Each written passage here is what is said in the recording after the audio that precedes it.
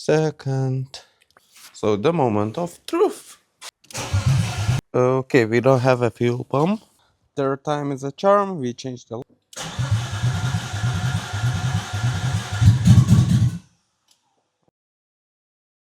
Hello and welcome back to my channel. On today's episode, we'll be working on this E39, which came to us because of the engine swap. So yeah, basically, this car got E46 engine in. Yeah, the same engine as it was in E39 facelift. The engine was swapped about 2 years ago, give or take, but no one managed to start. Therefore, today this car was brought to us to start it. However, it's not gonna be that easy, because as you can see from the dust over here, the car was standing a real long time with injectors not fully plugged in, without all the plastics, so it probably has some water inside. So yeah, on today's episode I will show not only how I start the car. That's not an interesting, I believe, point, because all the wiring stuff is quite straightforward, but I will show you what steps to take when you're trying to start the car, which was standing for quite a long time. So yeah, first of all, we will have to change the wiring, because this wiring came from E46 engine and it's a bit too short for E39. So first we will change the wiring. Of course, we will take intake manifold. We'll see what damages is on intake parts, if there's some water damage, water ingress or something like that. Then we will take out the spark plugs, try to turn the engine without spark plugs, without compression, just to make sure that all the water would come out of the engine. And then we will try to start. But before we start working, let's speak about some background story. So the engine, the E39 had M52 engine, 2-liter one, from the pre-facelift models. And according to the customer, the car had some engine problems. He brought to different service. They decided that they gonna just simply change the engine, the one which they had for sale. Even though that engine was from E46, they said, yeah, everything is gonna be bolt-on, blah, blah, blah. So they changed the engine, then they found out that all the wiring is not the same. Therefore, they brought to different service to start the car. That service brought to us, simply just to start the car. But yeah, to change the wiring from E46 to E39, we will have to remove the intake manifold, the intake pipe, the throttle body, everything like that. First of all, we will do that, and as I previously said, we gonna check how is it looking underneath the intake manifold, what other problems we have. We already tried to turn the engine by hand. The engine is spinning. Not sure how much compression we have, but yeah. So let's go to work. Okay. We just finished taking the right side, left side, driver's side, all intake parts down. And yeah, like I said before, I will want to show you what to look at when you're working on older BMW, especially this M54. So one of the most often problems which we have over here, you can see it in the bottom boot intake pipe, is cracking and stuff like that, which you can see there. And other quite problem which occurs quite often is with this valve, and as we can see, it moves perfectly fine.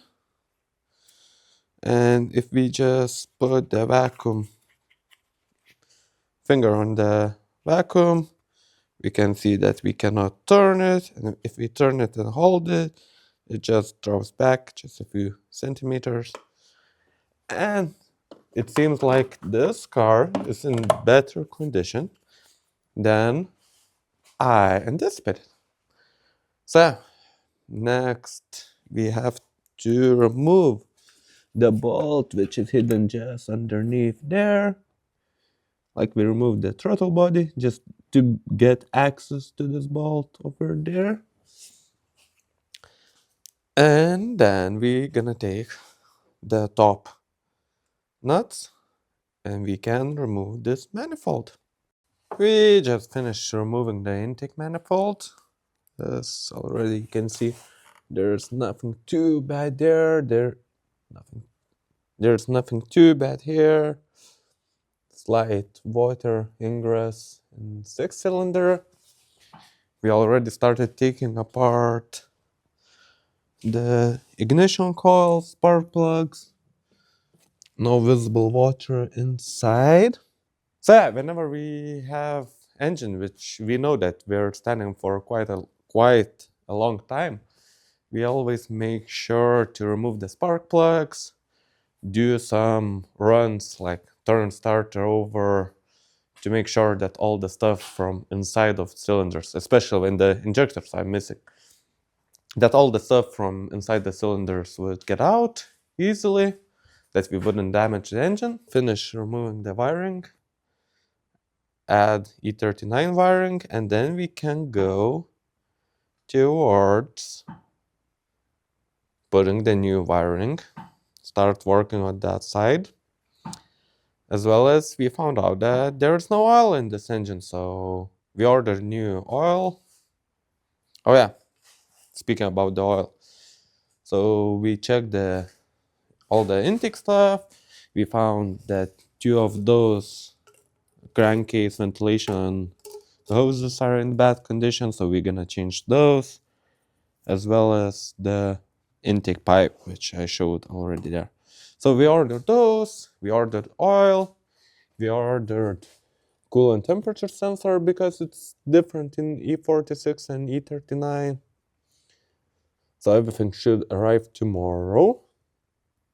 And before that, we will remove all the spark plugs, turn the engine a few times without anything. Then you're gonna start putting all back together. So yeah, we just gonna remove the last of the ignition coils. Just putting anywhere, just okay.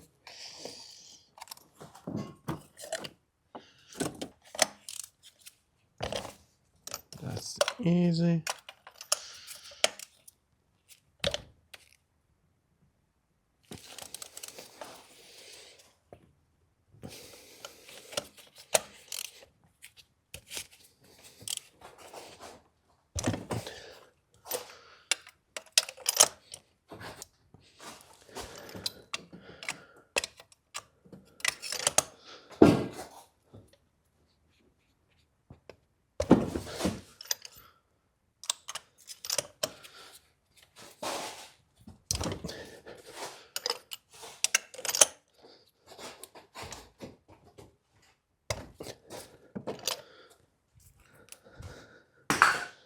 Yeah, the spark plugs are quite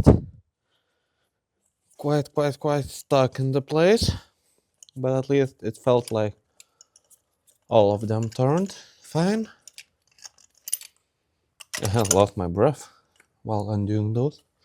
Hook the negative terminal somehow, still have no idea how, and try to spin the starter. So, okay. The hint of the day: if you by any chance don't have the magnet or can be borrowed to find one, like in my case, then you can use spark plug from newer engines to catch all those spark plugs. Just simply hook it, pull it, and here's one spark plug, second, third, you get the point. It's interesting. 3 of them we have one type and 3 we have different type. Yeah, the engine wasn't looked after perfectly, but it will be enough to start the car. As we can see, 3 of them were changed more recently than our 3. Oh well, it is as it is. So yeah, we ended the spark plugs. Now we can try to spin the engine. To turn the starter, we're just gonna pick up different battery. So yeah, we're gonna be putting positive, negative terminals. Positive on the positive cable, negative somewhere on the engine, and then we're gonna take this plug, find the black cable, because usually for BMW the black one is for the starter.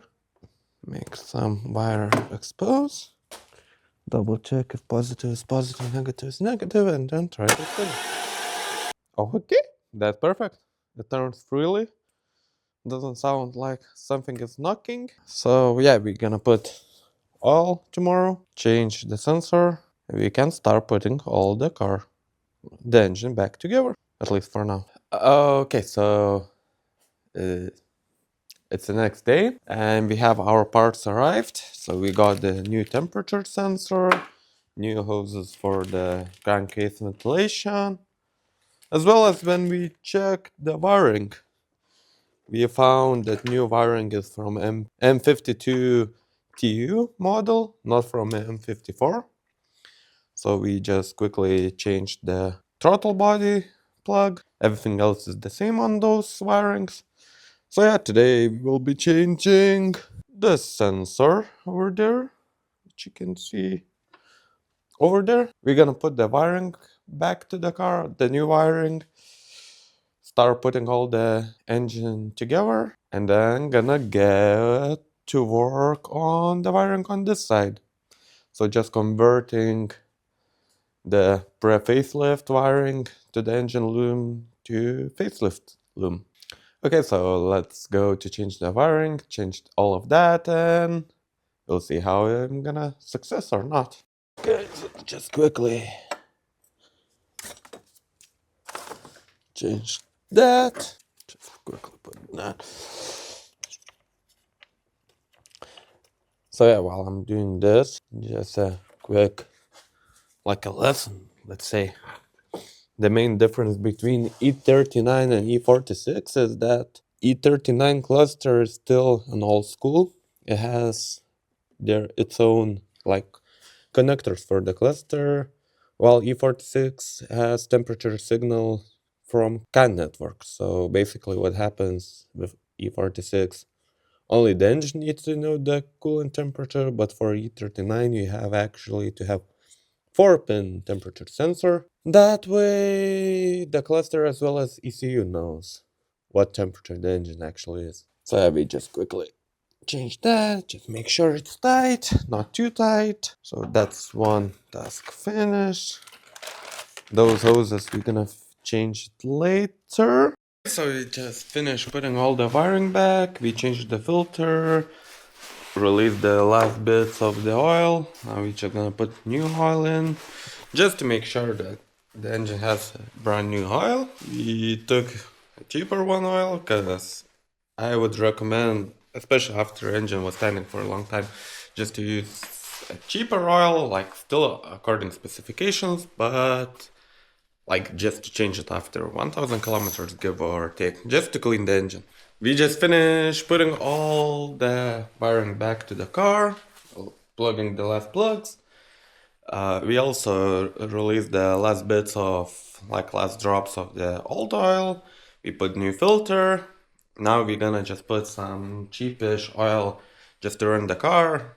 Like I would recommend my owner that in 100-200 kilometers he would change it just to clean the engine. So we did that, and now we're gonna do the wiring stuff. Oh, first of all, we're gonna put the intake manifold back. Make sure everything like last bit, like idle control valve is plugged in, throttle body plugged in, like that everything will be plugged in. Put the intake manifold, put those 2 hoses of crankcase ventilation, which is like was in bad condition. So we're just gonna do that and then gonna go to do wiring. over there. So apparently the professional service, which, like in sarcasm, professional service, the one who was putting this engine decided to put the old M52 rail. So yeah, that doesn't fit the engine. But I'm determined today to start, and it's already Sunday evening, so I will not be able to get the correct rail for today's start. So I just decided to put this rail in place. Probably I will order, or I will let owner to order the rail. But so we just had to use some hammer, as well as WD-40 for those injector seals, because those ones are like really didn't want to go to place because of all the dust. But yeah, so far we put the injectors in place, we put the fuel lines in place, the fuel ventilation as well. So now it's time just to put all other stuff to place. Probably I should just take out the idle control valve as well, because I just realized I haven't checked. I haven't checked if that's working perfectly, as well as I will be able to show you how to check if your idle control valve, especially after long standing, is gonna work, as well as how to clean it. Not as difficult as you may think. So to do the idle control valve, it's gonna be simply just those two bolts, pull it out, and that's it. And when we pull the idle control valve, we see that's not moving. Like you should hear the clicking sound when you're doing like this. And to clean it, to make it run again, finally, just gonna use some carb cleaner or something like that. Simply gonna spray some carb cleaner, something like that, and then shake it. And when you hear this sound, seems like it's working. I just was probably stuck because of the long standing. Now it moves really easily. Just gonna do some bit more.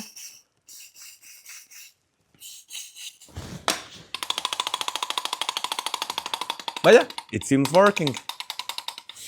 So we're just gonna put it back in place and finish up putting the whole engine back together. We did final steps. We put throttle body back in place, this back in place. You should probably plug in, not this plug. You should probably find the plug and plug it in. It's gonna be just over here. So that's it. And now we're gonna do some wiring magic. And after that, we will do our cold start. Probably we should put oil as well before we do anything. Okay, before I do all the wiring stuff, you may ask what's different between facelift and pre-facelift wiring. So over there you can see some loads of different plugs there. And in facelift there's simply this one from the chassis, as well as that one from, or that, the white one from the chassis. So I'll need to combine the pre-facelift as well as facelift wirings, as well as half of the wiring is from E46. So I'm not gonna film that process. That's gonna be one of the headaches. So see you when wiring is gonna be done. We made some progress with wiring. Like most of the stuff is already wired in. Still didn't put like everything in beautiful like tape everywhere and stuff like that. Basically just wired everything simply to work. Later on we can make it more beautiful. So yeah, we just finished with that. We also took some wires for the pedal, as well as bypassed the immobilizer system. Let's see. Will we manage to get the all pressure.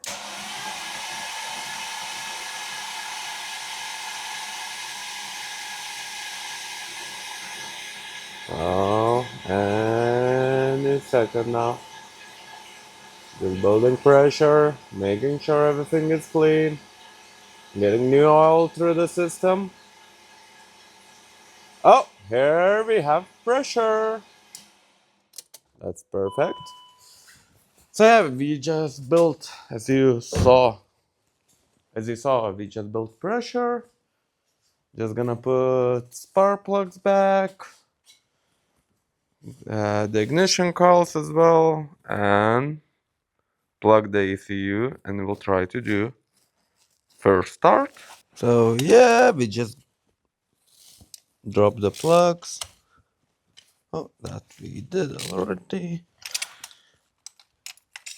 Not gonna torque wrench or anything, cause I just really just want to hear the voice. Of course, the spark plugs will be changed later on. At least I will recommend that to the owner. Because after all, my job is simply just to start the engine and that's it. The owner will take somewhere else to finish up all the like cooling, gearbox stuff as well. Like everything like just like that. So yeah, after we finish with the spark plugs, we should just throw ignition coils. Oh, before that, we should probably just spin the engine with spark plugs now. Just to make sure that we have compression. So all the spark plugs are in. Let's do compression run. It's fine. Seems like at least in it sounds like in one of the cylinders we might have a lower compression, but that doesn't bother us. As well as apparently the battery is quite decent. So we are just putting ignition coils right now. So yeah, we're gonna put the ECU. That one, that relay is not required. That one is not required as well. Ignition is off. Ground is on. Positive is on. Okay, so we plugged everything in. Everything seems okay. Everything seems connected. So the moment of truth. Will it start?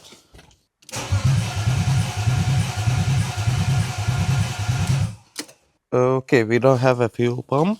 I wonder why. Just quickly gonna check fuses. Okay, so we found the fuel pump relay. Just gonna do a quick check. You're getting any power. You're not getting anything over here. Let's try to turn on ignition. That's right. Ignition. We hear idle control valve. It's possible because I didn't make this wire connected. Just for a quick test, we did another connection here. So we just gonna plug the relay. Test number 2 called start. Okay, I heard the fuel pump.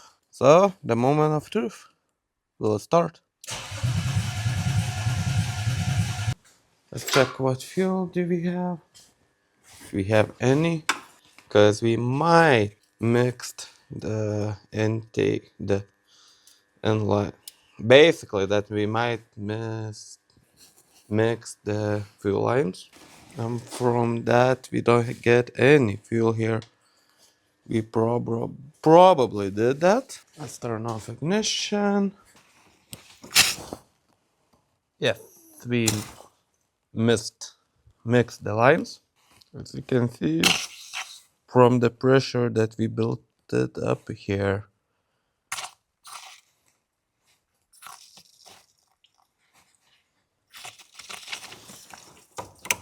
And now everything is in petrol. So we just have probably just wait just a wee bit and then try again. Because right now if we start we don't have any exhaust, so it might catch on fire. So yeah, we'll be back in 5. Third time is a charm. We changed the lines. Waited a few minutes for the fuel to mist out.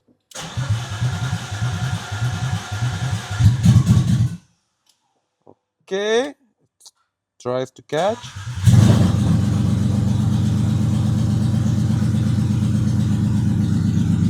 Okay, we have live.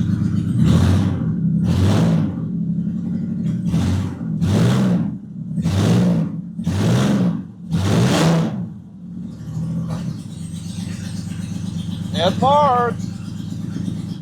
So yeah, as you saw, we started the car. We had some we had some problem with not connected gearbox cooler. Now we connected just to make sure that we wouldn't put anything like any more oil. But it's fine. We're gonna clean the garage. Yeah, it happens sometimes. But yeah, we're gonna clean up the wiring, like make it everything look beautiful over there somewhere.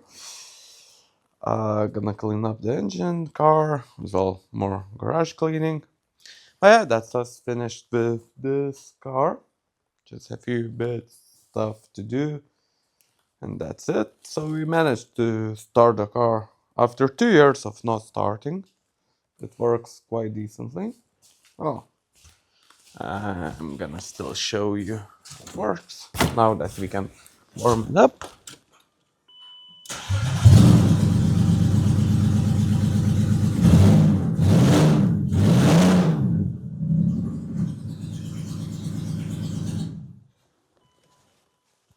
So yeah, everything seems okay. So like I said before, gonna clean up all that stuff, and that's it for today's episode. If you like it, please like it, subscribe for more content to come. Thank you. Bye.